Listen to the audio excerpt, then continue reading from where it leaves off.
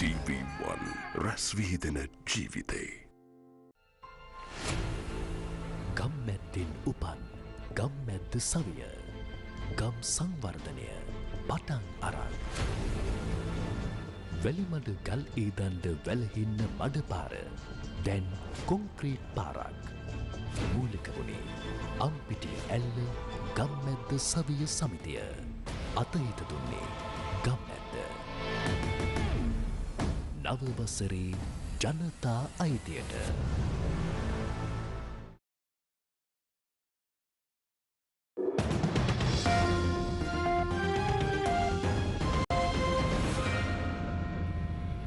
Good afternoon, this is Lunchtime News here on TV1. Bringing you the news, I am Ruhazi Irfan.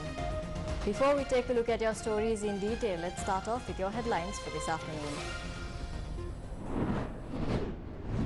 Power cuts will be imposed only when it's necessary. Carts carrying kerosene seen in Colombo, extending queues to purchase gas and milk powder. Local manufacturers to provide organic fertilizer in the Yalla season. Pig's heart successfully transplanted to a man in the United States. Now on to your top story for this afternoon. Core Cabinet spokesperson Minister Ramesh Patriyana says that power will be cut only when it's necessary. He says that a power cut schedule has been released to the public. දැන් සාමාන්‍ය අධිකාරිවරයා ප්‍රකාශ කළා තියෙනවා එමෙතුමා රාත්‍රී කාලයේදී විදුලි කප්පාදුවක් සිදු වෙන්න අවශ්‍යයි කියන කාරණාව. හැබැයි ලොකුගේ එමෙතුමා සඳහන් කළා තිබුණා විදුලි කප්පාදුවක් කිරීම අවශ්‍ය නැහැයි කියලා. නමුත් කාලසටහනකුත් නිකුත් වෙලා තියෙනවා. රාත්‍රී කාලයේදී විදුලිය කප්පාදු කරනකොට දවස පුරාම විදුලිය කප්පාදු කරන ප්‍රදේශයක් අපිට වාර්තා වුණා. නොරොච්චෝලේ විදුලි බලාගාරේ ජනන යන්ත්‍රය. A power generating unit has broken at the Norochole power plant. The CEB says it will take another 9 to 10 days to fix it. We have sufficient stocks of furnace oil. We will get the chance to manage this in the coming 5 days, but we are facing a problem at present. Therefore, we will face power outages these days. That is why the CEB has taken steps to apprise the public. විදුලි බල මණ්ඩලයේ පූර්වගාමී පියවරක් හැටියට ජනතාව දැනුවත් කරන කටයුතු කළා තිබෙන්නේ. Journalists raised questions about the queues to purchase essential goods as well. රජයක් කැමති නැහැ තමුන්ගේ රජයේ බලයට පත් වෙලා තියෙනවා. No government likes to see queues in the country under their rule, but we need to keep in mind that this is due to the global crisis as well. The second point is that the dollar shortage in the country. Sri Lanka has lost 14 billion US dollars in the last 2 years. There is a shortage of milk powder in the country. We import milk powder as well. We need to seek other alternatives. ලෝකේ වැඩිම රටක් ශ්‍රී ලංකාව. අපි දියර කිරිවලට හුරු වෙන්නට අවශ්‍යයි. මාරු වෙන්නට අවශ්‍යයි වෙන විකල්පයක් නැහැ. Carts carrying kerosene, which disappeared after the ending of the open economy of Sri Lanka, are once again slowly emerging from across Colombo as a dire consequence of the gas crisis. Although both gas companies in the country have said that ample gas stocks will be distributed to the market, a reduction of gas queues has not been observed as of yet. The people who are now heavily impacted by the gas shortage have now opted to use firewood. As a result of people queuing up at filling stations to purchase kerosene, carts carrying kerosene have started to roam around in Colombo. This is Colombo 10 Maligavatta.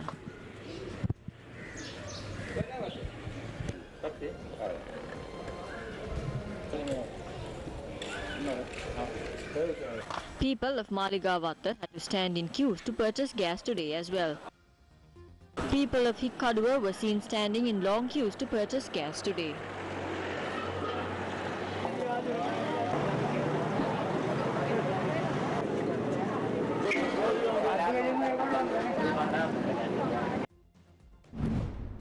People are not only waiting in queues to buy gas, they are still in queues to purchase milk powder as well.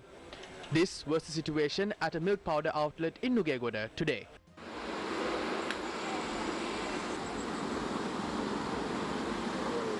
මොනවද හිතෙන්නේ ඉතින් අපි ඡන්දේ දීලා අපි ඉල්ලන් කෑවයි කියලා හිතෙන්නේ වෙන කියන්න දෙයක් නැහැ. මේක ඉතින් හැමදාම පොලිම තමයි ඉතින් මේක පාන්දර පහට යවවත් පිටිපැ පමණක් කියලාට ගන්න බැරි සයිස් එකක් තියෙනවා. රස්සාවක් කරනවා ඒනට ඉතින් මේ වෙනුවෙන් අද නිවාඩුවක් දාලා ආවා ඉතින්.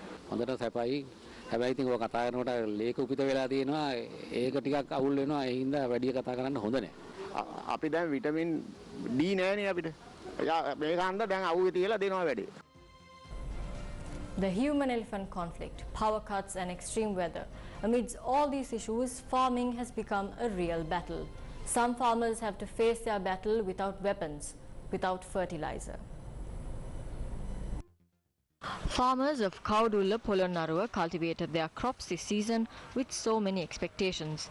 However, those expectations have now been destroyed along with their harvest. Farmers say that finding fertilizer for cultivation is like finding a needle in a haystack. Crops have turned yellow and are being decayed due to the lack of fertilizer. The government did not supply sufficient amount of water for the Yalla season. Therefore, farmers were not able to yield a successful harvest this Yalla season. Even if farmers get sufficient water supply, they still have not received fertilizer to reap a proper harvest. Farmers are questioning why they have to face such adversity when all they are trying to do is to feed a nation. Many residents in Halpe Alla make ends meet by engaging in agriculture. Farmers pawn their jewelry and invested that money in agriculture in an effort to feed their children 3 meals a day. But their efforts were to no avail. Vegetable farmers are gradually inching towards destruction.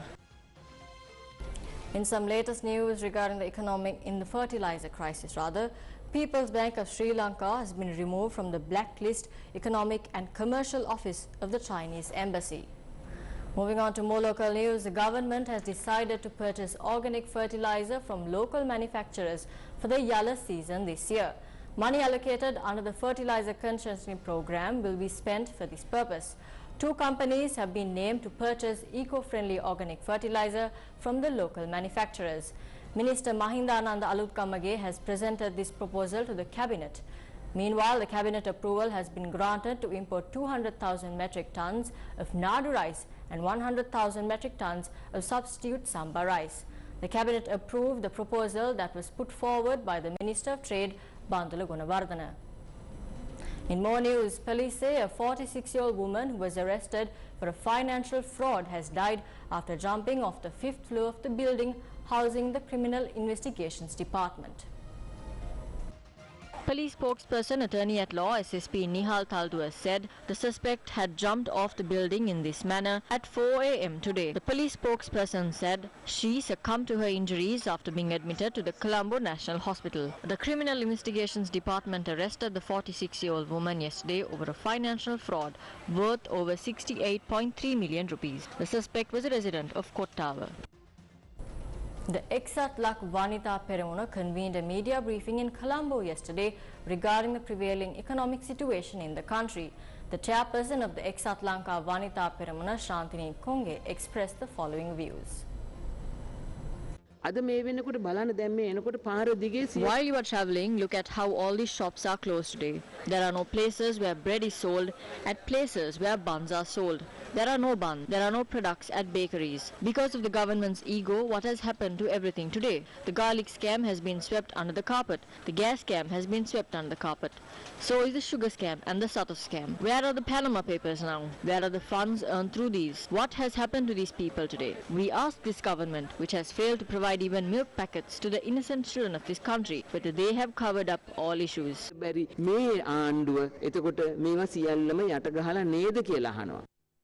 Bus drivers along the Panadura Muratua Colombo 100 and 101 bus routes have launched a strike. The private buses trade union representative said that an incident between private bus drivers has caused the incident. Our Newsfirst reporter said that passengers have been severely inconvenienced due to the strike action.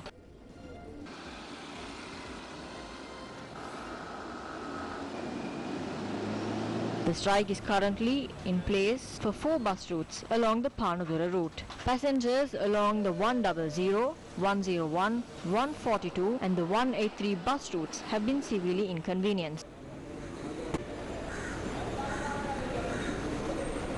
Bus routes 192, 142 and the 1154 along Muratua have also joined the strike. Leader of the Sri Lanka People's Party, Asanka Navaratna, says the best solution to the prevailing crisis within the ruling faction is to call for a party leaders meeting between all government-affiliated parties. To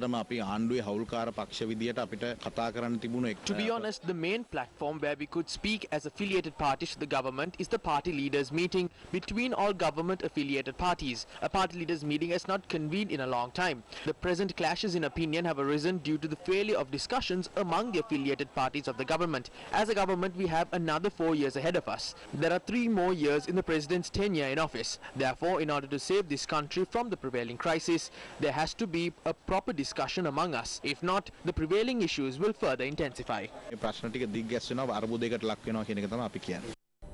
The COVID-19 vaccination drive targeting school students is currently underway at all schools in the island.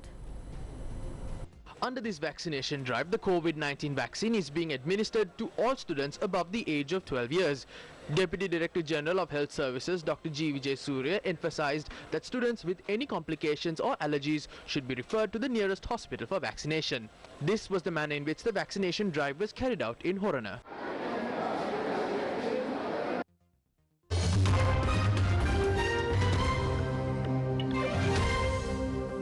Now in one of your headline-making stories, a US man has become the first person in the world to get a heart transplant from a genetically modified pig. According to doctors, David Bennett, aged 57, is doing well 3 days after the experimental 7-hour procedure in Baltimore. The transplant was considered the last hope of saving Bennett's life, though it is not clear yet his long-term chances of survival are. Bennett said the day before the surgery, quote-unquote, it was either die or do this transplant. Doctors at the University of Maryland Medical Center were granted a special dispensation by the U.S. medical regulator to carry out the procedure on the basis that Bennett would otherwise have died. He had been denied ineligible for a human transplant, a decision that is often taken by doctors when the patient is in very poor health. For the medical team who carried out the transplant, it marks the culmination of years of research and could change lives around the world. North Korea fired what may have been a ballistic missile this morning. Japan and South Korea said that less than a week after Pyongyang tested what it said was a hypersonic weapon. Seoul's Joint Chiefs of Staff said in a statement, quote-unquote, our military detected a suspected ballistic missile fired by North Korea from land towards the East Sea at around 7:27 a.m. today. The launch was also reported by Japan's Coast Guard, which said the North had fired a ballistic missile-like object. A news agency reported the projectile appeared to have landed outside Japan's exclusive economic zone. The presidential Blue House said South Korea's National Security Council, which held an emergency meeting, expressed strong regret over the test.